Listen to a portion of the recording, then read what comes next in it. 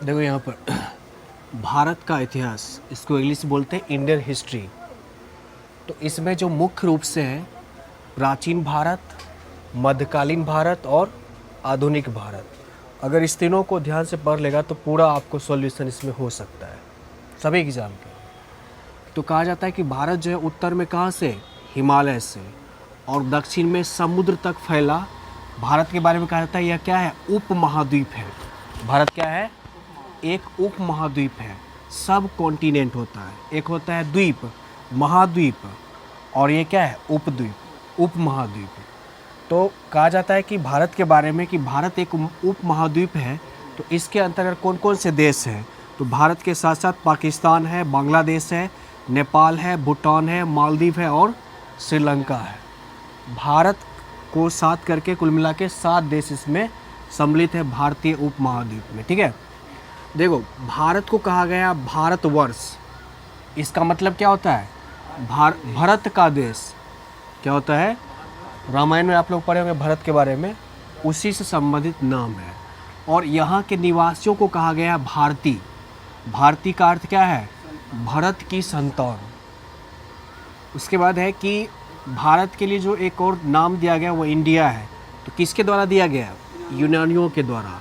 और जो मुस्लिम इतिहासकार है मध्यकालीन समय में, उन्होंने भारत को क्या कहा, हिंद अथवा हिंदुस्तान कहा।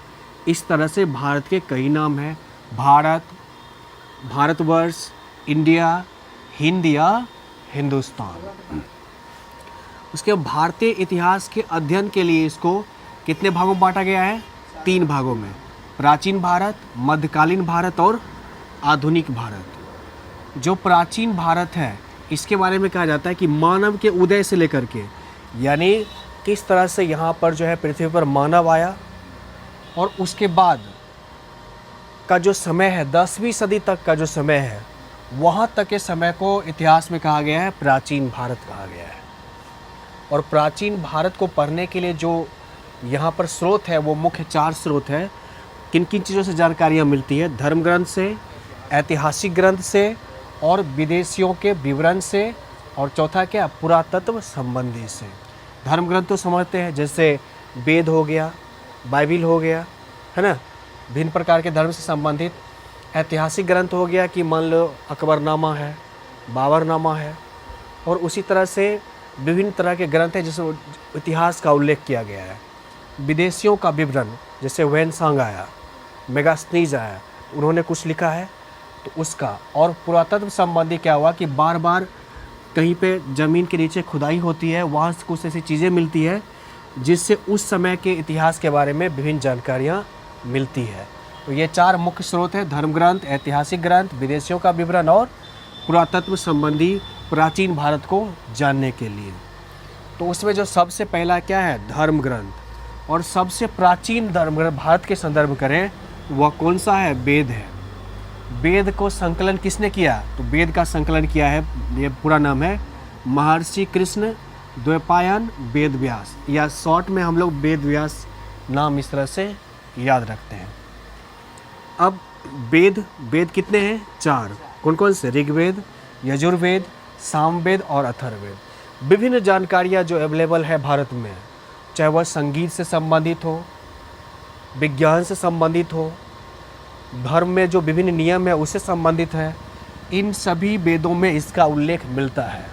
और जो सबसे इम्पोर्टेंट क्वेश्चन है वह है आपको ऋग्वेद से संबंधित। सबसे प्राचीन और प्रमाणिक वेद कौन सा कहेगा, ऋग्वेद है। कौन सा वेद है, और जो ऋग्वेद का अध्ययन करता है उसको कहा गया होत्री। क्या कहा गया, तो ऋग्वेद में किसका अध्ययन था, ऋचाओं के क्रमबद्ध ज्ञान के संग्रह। ऋचा क्या हुआ कि विभिन्न श्लोक जो क्रमबद्ध से लिखा रहता है वही ऋचा होता है। कहा जाता है कि इसको 10 मंडल में, यानी जो यूनिट होता है, इकाई होता है, उसको 10 मंडल ऋग्वेद को बांटा गया है। और उसमें 1028 सूक्त है यानी अध्याय है, और 10,462 ऋचा है। इसको आप इकाई के रूप में लिख सकते हैं जैसे बुक में, और इसको आप चैप्टर के रूप में ले सकते हैं, और चैप्टर के अंतर्गत जो टॉपिक है यानी श्लोक वगैरह विभिन्न, उसको आप कह सकते हैं। तो 10,462 है, ऋचा है, और ऋचाओं के क्रमबद्ध ज्ञान के संग्रह को ही क्या कहा गया है, ऋग्वेद कहा गया है। और ऋग्वेद के जो अध्ययन करते हैं उसको होत्री कहा गया है, ठीक है ना। देखो, और जो ऋग्वेद है इससे और कौन कौन सी जानकारियाँ मिलती हैं, तो आर्य के राजनीतिक प्रणाली और इतिहास के बारे में। जो जिस समय भारत में जो है आर्य मध्य एशिया से आया था, तो उस समय उसका राजनीतिक सिस्टम क्या था, उसके इतिहास के बारे में जानकारी किस वेद से प्राप्त हो रहा है, ऋग्वेद से हो रहा है। देखो, ऋग्वेद में जो सबसे इम्पोर्टेंट पूछा जाता है वो है गायत्री मंत्र। गायत्री मंत्र का उल्लेख किस वेद में या किस वेद से ली गई है, तो ऋग्वेद से ली गई है। किस मंडल में है, तो तीसरे मंडल में है।